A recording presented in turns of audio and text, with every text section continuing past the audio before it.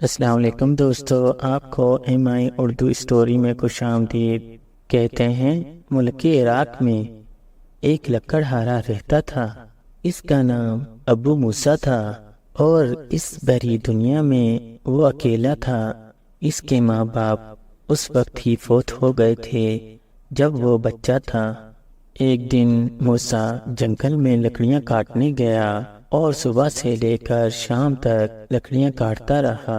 پھر جب اندھیرا پھیلنے لگا، پھر موسیٰ نے ساری لکڑیوں کو ایک جگہ اکٹھا کیا اور دن بھر کی محنت سے بری طرح تھک چکا تھا۔ اس نے سوچا کہ کچھ دیر سستا لوں، پھر لکڑیوں کا گٹھا باندھ کر چل لوں گا۔ یہ سوچ کر موسیٰ اسی درخت کی شاخوں کو باندھ کر موسیٰ نے ایک جھولا سا بنایا ہوا تھا۔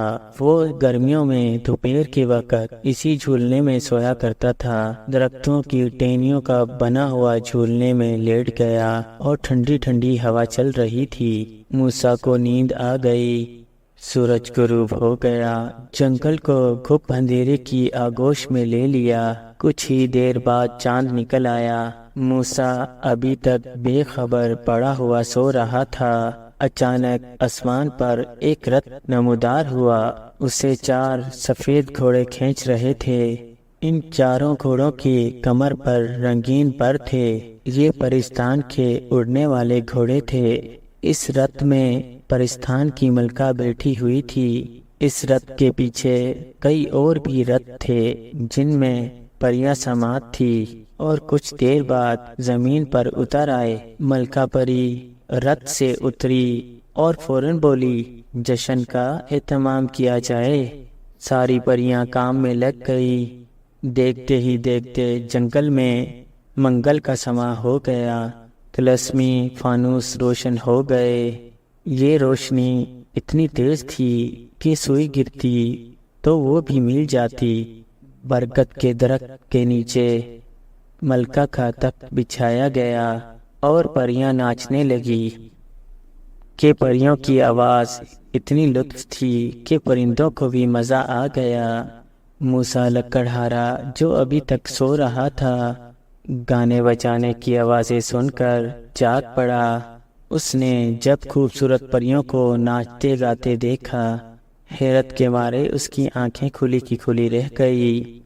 پہلے تو اس کے دل میں خیال آیا، شاید میں کوئی خواب دیکھ رہا ہوں۔ اس نے جلدی جلدی اپنی آنکھیں ملی، دانتوں تلے انگلی دبائی، سب کچھ ویسا ہی رہا۔ یہ کوئی خواب نہیں تھا۔ موسیٰ سوچنے لگا، آخر یہ پریاں جنگل میں کہاں سے آ گئی؟ موسیٰ کے دل میں آیا کہ یہی سوال پریوں سے پوچھے، مگر اس نے سن رکھا تھا کہ اگر مرد کو پریاں دیکھ لیں، اس کو قید کر کر پرستان لے جاتی ہیں۔ اس لیے وہ چپ چاپ یہ تماشا دیکھتا رہا۔ آدھی رات تک پریوں کا یہ جشن جاری رہا۔ پھر پریوں کی ملکہ تخت سے اٹھی اور دونوں ہاتھ ہوا میں بلند کر کر بولی، شہزادہ نیکولائک کو ہمارے حضور پیش کیا جائے اور دستور کے مطابق 15 کوڑے لگائے جائیں۔ یہ سن کر چند پریاں ایک رتھ سے پری ذات شہزادے نیکولائک کو نکال لائی اور درخت سے باندھ دیا، اور ملکہ کے اشارے پر پری نے ایک کوڑا نکالا۔ کوڑا ہوا میں لہرایا اور چھڑاک کر کر شہزادے نیکولائک کی کمر پر پڑا۔ شہزادے کی چیخ نکل گئی۔ دوسرا، تیسرا، چوتھا اور پانچواں، ہر کوڑے سے شہزادے کی دردناک چیخ نکلتی تھی۔ موسیٰ درخت پر بیٹھا یہ منظر دیکھ رہا تھا۔ وہ رحم دل انسان تھا۔ شہزادے پر ظلم برداشت نہ ہو سکا۔ اس نے اپنی جان کی پرواہ بھی نہ کی اور درخت سے چھلانگ لگا کر ملکہ پری کے سامنے آ کھڑا ہوا۔ پریاں تو خوف کے مارے چیخنے چلانے لگی۔ آدم ذات، آدم ذات! ملکہ پری نے گرج کر کہا، اے آدم ذات، کون ہے تو اور یہاں کیسے آ گیا؟ موسیٰ بولا، میں ایک غریب لکڑہارا ہوں۔ میں اس درخت پر سو رہا تھا کہ گانے بجانے کی آواز سن کر میری آنکھ کھل گئی۔ میں خاموش رہا، مگر اس مظلوم شخص پر ظلم ہوتے ہوئے میں نہیں دیکھ سکتا۔ میرا دل بھر آیا۔ اے ملکہ پری، تم اتنی سنگ دل کیوں ہو؟ بیچارے شہزادے سے کیا غلطی ہوئی کہ اتنی دردناک سزا دی جا رہی ہے؟ تو ملکہ پری نے یہ سنا تو ملکہ پری کے آنکھوں میں آنسو آ گئے۔ اس نے روتی ہوئی آواز میں کہا، تم مجھے ظالم کہہ رہے ہو؟ جانتے ہو یہ کون ہے؟ یہ میرا بیٹا ہے، اور میں ماں ہونے پر بھی اسے یہ سزا دینے پر مجبور ہوں، کیونکہ قانون کی نظر میں سب برابر ہیں۔ پرستان میں غلطی چاہے شہزادے سے ہو یا مزدور سے، سزا تو ایک جیسی ہوتی ہے۔ کہ تمہاری دنیا میں طاقتور اور دولت مند بچ نکلتا ہے۔ تم صحیح کہتی ہو ملکہ پری، موسیٰ لکڑہارے نے کہا۔ طاقتور اور دولت مند وقتی طور پر تو بچ سکتا ہے، مگر ایک اور بھی بڑی عدالت ہے جہاں انصاف ہوتا ہے، وہ عدالت خدا کی ہے۔ اچھا یہ تو بتاؤ کہ شہزادے سے غلطی کیا ہوئی ہے؟ اس احمق نے دیو کی چمڑی چپڑی باتوں میں آ کر شاہی موتی اس کے حوالے کر دیا۔ یہ اتنی بڑی غلطی ہے کہ پرستان کا وجود خطرے میں پڑ گیا ہے۔ ہمارے دیوتاؤں کے مطابق پرستان کا حاکم وہی بن سکتا ہے جس کے پاس یہ شاہی موتی ہو۔ اب جو ہی میں مروں گی، سبز دیو اس پرستان کا بادشاہ بن بیٹھے گا۔ وہ ظالم دیو پرستان کا بادشاہ اس لیے بننا چاہتا ہے پرستان میں پیدا ہونے والی فصلیں اور پھل اس کے قبضے میں آ جائیں اور انہیں اپنے ساتھی دیووں میں بانٹ دیا کرے، اور پریاں بھوکی پیاسی رہ کر مر جائیں گی، اور پرستان جو ہی پریوں سے خالی ہوگا، دیو اس پر قبضہ کر لیں گے۔ یہ تو واقعی بہت بڑی غلطی کی ہے شہزادے نے۔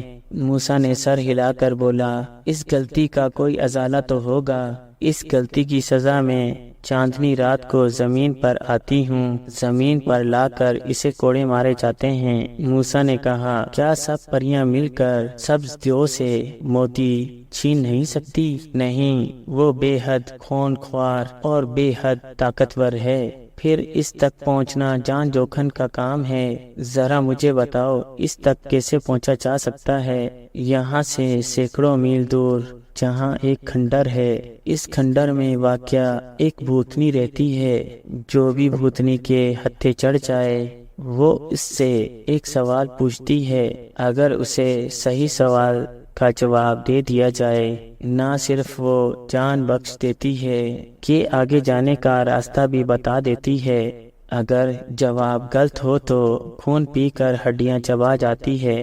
آج تک کوئی اس کے سوال کا جواب نہیں دے سکا۔ اچھا یہ بتاؤ کہ سبز دیو میں کوئی نقص ہے؟ میرا مطلب ہے کہ وہ بہت زیادہ سوتا ہے، خوشامد پسند ہے یا لالچی ہے؟ پری ملکہ بولی، وہ چلاک اور ہوشیار ہے، وہ بڑا چلاک اور ہوشیار ہے۔ ملکہ پری نے کہا، دن میں سونا تو ایک طرف رہا، رات کو بھی جاگتا رہتا ہے۔ ہاں ایک نقص ہے اس میں، دن کی روشنی میں اسے کچھ نظر نہیں آتا، لیکن وہ رات کو ایک دن کا بھی دیکھ سکتا ہے۔ موسیٰ لکڑہارا سوچ میں پڑ گیا اور پھر بولا، ہمارا دین اسلام کہتا ہے کہ مصیبت زدہ کی مدد کرو، کسی کے کام آنا بھی عبادت ہے۔ میں اس مظلوم شہزادے کو کوڑوں کی اذیت سے بچانے کی ضرور کوشش کروں گا۔ اس کے لیے میں سبز دیو سے موتی چرانے کی کوشش ضرور کروں گا۔ تم؟ ملکہ پری نے حیرت بھرے لہجے میں کہا، وہ تو تمہیں چٹکی میں مسل دے گا، جو خدا کو منظور ہوگا وہی ہوگا۔ موسیٰ لکڑہارے نے مضبوط لہجے میں کہا، کیا تم مجھے ان کھنڈرات تک پہنچا سکتی ہو جہاں بھوتنی رہتی ہے؟ ہاں، میرا رتھ تمہیں وہاں پہنچا دے گا، مگر ایک بار تم سوچ لو، تم موت کے منہ میں میں چھلانگ لگانے چاہ رہے ہو؟ موسیٰ زور سے ہنس کر بولا، زندگی موت تو اللہ کے ہاتھ میں ہے، دیو کی کیا مجال جو میری جان لے سکے۔ تم یہیں ٹھہرو، میں اپنے گاؤں سے چند ضروری چیزیں لے کر آتا ہوں۔ موسیٰ لکڑہارا اپنے گھر آیا۔ اس نے ایک چمڑے کی تھیلی میں دہی بھری اور ایک رسا لیا۔ وہ تینوں چیزیں لے کر جنگل میں واپس آ گیا اور اڑنے والے گھوڑوں کے رتھ پر سوار ہو گیا۔ گھوڑے اڑنے لگے، ان کی رفتار بے حد تیز تھی۔ 2 گھنٹے تک مسلسل اڑنے کے بعد گھوڑے نیچے اترنے لگے اور آہستہ آہستہ زمین پر آ گئے۔ موسیٰ چھلانگ مار کر نیچے آ گیا۔ اس کے پیچھے ٹوٹے پھوٹے کھنڈرات دور تک چلے گئے۔ چاند کی روشنی میں ٹوٹے پھوٹے یہ جن کی مانند نظر آ رہے تھے جیسے وہ اکڑو بیٹھے ہوں۔ موسیٰ خدا کا نام لے کر کھنڈرات میں داخل ہو گیا۔ کھنڈرات میں جگہ جگہ قبریں بنی ہوئی تھی، پھر ٹوٹی پھوٹی قبریں، پھر یکایک جنگل، اور آنکھیں پھاڑ پھاڑ کر ادھر ادھر دیکھنے لگا۔ پھر چھن چھن کی آواز کے ساتھ ایک بھیانک بھوتنی نکلنے لگی۔ بھوتنی کا قد درختوں سے اونچا تھا۔ ٹوٹی پھوٹی قبریں، پھر یکایک کھنڈر ایک آواز سے گونجنے لگے۔ دہشت والی آواز سن کر جو رگوں میں چلتا ہوا خون بھی رک جائے۔ موسیٰ رک گیا اور آنکھیں پھاڑ کر ادھر ادھر دیکھنے لگا۔ پھر چھن چھن کی آواز کے ساتھ بھیانک بھوتنی نکلنے لگی۔ اس بھوتنی کا قد درختوں سے بھی بڑا تھا۔ لبوترا سا چہرہ، آنکھ کی جگہ ایک گھڑا، ایسی آنکھیں، اور باہر کو لٹکتی ہوئی سرخ زبان، پر کانٹوں کی طرح کھڑے بال، کالی ہیبت ناز۔ بھوتنی نے اپنے دونوں ہاتھ اپنے سینے پر مارے اور دل ہلا دینے والی چیخ ماری۔ ایسی بھیانک چیخ سے موسیٰ ایک بار تو دہل گیا۔ بھوتنی نے کہا، آجا اے انسان، میرے پاس آجا کہ میں تیرا خون پی سکوں۔ یہ کہتے ہوئے بھوتنی کی شکل بے حد خوفناک ہو گئی تھی۔ موسیٰ نے حوصلے میں آ کر کہا، اے بھوتنی، میں تیرے سوال کا جواب دینے آیا ہوں۔ اچھا، تم جیسے کئی آئے تھے اور کوئی بھی واپس نہیں گیا۔ بھوتنی بولی، ادھر دیکھ۔ دونوں ہاتھ ہوا میں لہرائے تو کھنڈر کی ایک دیوار روشن ہو گئی اور اس پر ایک منظر نظر آنے لگا۔ موسیٰ نے دیکھا کہ ایک اناج کا کھیت ہے جس کی چاروں طرف دیوار لگی ہوئی ہے۔ پھر اچانک یہ باڑ کھیت کو کھانے لگی اور دیکھتے ہی دیکھتے کھیت ختم ہو گیا، اور دیکھتے ہی دیکھتے کھیت ختم ہو گیا۔ اس کی ساتھ ہی دیوار بھی تاریک ہو گئی۔ بھوتنی نے کہا، بتا اس کا کیا مطلب ہے؟ موسیٰ نے فوراً کہا، یہ تو بڑا ہی آسان سوال ہے۔ یہ کھیت اور باڑ ایک ایسے شخص کا روپ ہے جو بددیانت ہے۔ کسی شخص نے اس کے پاس امانت کے طور پر رقم رکھوائی، مگر اس نے امانت میں خیانت کی اور رقم کھا گیا، جس طرح کھیت کو باڑ کھا گئی۔ بھوتنی کے ڈیلے تیزی سے گھومنے لگے، اس کی سرخ زبان منہ میں چلی گئی اور قد چھوٹا ہو گیا، اور اس نے مری ہوئی آواز میں کہا، اے نوجوان، تو نے صحیح جواب دیا ہے، بول اب تو کیا چاہتا ہے؟ موسیٰ بولا، میں دیو کے قلعے میں جانا چاہتا ہوں، مگر ابھی نہیں، صبح کی روشنی میں۔ بھوتنی نے کہا، ٹھیک ہے، تمہارا کام ہو جائے گا۔ یہ کہہ کر بھوتنی نے ایک قبر پر پھونک ماری، اتنی تیز پھونک ماری کہ قبر درمیان سے شبت ہو گئی۔ قبر میں ایک انسانی ڈھانچہ پڑا تھا۔ وہ اٹھ کھڑا ہوا۔ اس کے اٹھنے سے ہڈیوں کی کٹکٹاہٹ کی آواز بھیانک سنائی دینے لگی۔ اس کا سارا جسم ہڈیوں کا تھا، مگر آنکھیں زندہ انسانوں جیسی تھی۔ اس ڈھانچے کا سارا جسم تو ہڈیوں کا تھا اور آنکھیں انسانوں جیسی تھی، متحرک آنکھیں۔ اس نے سر جھکایا، اس کی ہونٹوں کی ہڈیاں ہلی اور بولا، اے کھنڈرات کی ملکہ، تیرا غلام حاضر ہے، حکم کر۔ بھوتنی نے کہا، او میرے غلام ڈھانچے، اس انسان کو سبز قلعے کے دیو کے پاس لے جا اور پھر اسے واپس لے آ۔ ڈھانچے نے ابو موسیٰ کا ہاتھ تھاما، پنجہ برف کی طرح سر تھا، ڈھانچہ موسیٰ کو ساتھ لیے زمین میں غرق ہو گیا۔ ڈھانچے کے کہنے پر موسیٰ نے اپنی آنکھیں بند کر لی تھی۔ زمین کے اندر کئی دیر تک سفر جاری رہا، پھر دونوں زمین کی سطح پر ابھر آئے۔ موسیٰ نے آنکھیں کھولی، سامنے ایک عظیم و شان قلعہ نظر آیا جو کالے پتھروں کا بنا ہوا تھا۔ ڈھانچے نے کہا، یہی ہے سب دیو کا قلعہ، میں باہر ٹھہرتا ہوں، تم چلے جاؤ۔ دن کا اجالا پھیل چکا تھا۔ موسیٰ نے اللہ کا نام لیا اور قلعے میں داخل ہو گیا۔ قلعے میں داخل ہونے سے پہلے موسیٰ نے عطر کی شیشی اپنے کپڑوں پر اونڈھیل لی تھی تاکہ دیو اس کی انسانی بو نہ سونگھ سکے۔ قلعے کے اندر باغات اور چشمے تھے۔ اب موسیٰ کو سب دیو بھی نظر آ گیا۔ وہ پھل کھانے میں مصروف تھا۔ موسیٰ نے، او سب دیو، ادب سے کھڑا ہو جا، ہم کو کاف سے دیو کے بادشاہ آئے ہیں۔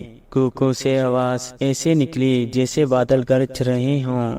سبز دیو فوراً کھڑا ہو گیا۔ اسے دن کے وقت تو کچھ نظر نہیں آتا تھا۔ وہ بولا، کیا مجھ سے بڑا بھی کوئی دیو ہے؟ میرا جسم اتنا بڑا ہے کہ 10 دیو ایک دوسرے پر کھڑے ہو کر بھی چھوٹے رہتے ہیں۔ چپ رہو، ہماری شان میں گستاخی نہ کرو۔ موسیٰ کوکو میں بولا، ہمارا نام کڑوا کریلا دیو ہے، تم ہمارے سامنے چوٹی جیسے ہو۔ سبز دیو گھبرا گیا۔ اس نے سوچا کہ جب دیو کی آواز اتنی گرجدار ہے تو وہ خود کتنا بڑا ہوگا۔ وہ بولا، تمہارے پاس کیا ثبوت ہے جو تم اتنے بڑے دیو ہو؟ کہیں ایسا تو نہیں کہ تم مجھے بے وقوف بنا رہے ہو کیونکہ میں دن کو نہیں دیکھ سکتا؟ او ناجان دیو، تو مجھے جھوٹا کہتا ہے؟ ہم تیری طرف اپنی ایک مونچھ کا بال پھینک رہے ہیں، اس سے ہمارے قد کا اندازہ لگا لینا۔ پھر موسیٰ نے رسہ سبز دیو کی طرف پھینکا اور کہا۔ دیو نے موٹے سے رسے کو ہاتھ سے ٹٹولا تو دل میں بڑا گھبرایا کہ اتنا بڑا دیو کہاں سے آ ٹپکا۔ وہ عاجزی سے بولا، حضور میں مانتا ہوں آپ ہی سب سے بڑے دیو ہیں، آپ ہی سب سے بڑے دیو ہیں، فرمائیے میرے لیے کیا حکم ہے؟ موسیٰ دل ہی دل میں خوش ہوا کہ اس کی ترتیب کام کر رہی ہے، گرج کر بولا، ہمیں وہ شاہی موتی چاہیے جو تم پرستان سے لائے ہو، جلدی بتاؤ وہ موتی کہاں ہے، ورنہ ابھی تمہاری گردن توڑ کر سارا خون پی جاؤں گا۔ سبز دیو نے سوچا، جس دیو کی مونچھ کا بال اتنا بڑا ہے تو وہ میری گردن یوں توڑ ڈالے گا جیسے کوئی خشک ٹہنی ہو، اس لیے موتی اس کے حوالے کر کے اپنی جان بچا لینی چاہیے۔ جان ہے تو جہان ہے، وہ ہاتھ باندھ کر بولا، سرکار ناراض مت ہو، میں تو آپ کا خادم ہوں، ابھی موتی پیش کرتا ہوں۔ سبز دیو نے اپنے بالوں سے موتی نکال کر موسیٰ کو دے دیا۔ موسیٰ نے 2-3 کہکے لگائے اور قلعے سے باہر آ گیا۔ ڈھانچے کے ساتھ وہ کھنڈرات میں پہنچا۔ کھنڈرات سے باہر رتھ میں پریوں کی ملکہ اس کا انتظار کر رہی تھی۔ موسیٰ نے موتی اس کے حوالے کیا تو وہ خوشی کے مارے ناچنے لگی۔ شہزادے مکولائی نے موسیٰ کا بہت زیادہ شکریہ ادا کیا اور سب پریاں اسے اپنے گھر تک چھوڑنے آئی۔ اس کے بعد موسیٰ کبھی لکڑیاں جنگل میں کاٹنے نہیں گیا، اور لکڑیاں کاٹنے کی اب ضرورت ہی کیا تھی، پریوں کی ملکہ نے اسے اتنے جوہرات دے دیے تھے کہ وہ شہر کا سب سے بڑا امیر آدمی بن گیا تھا۔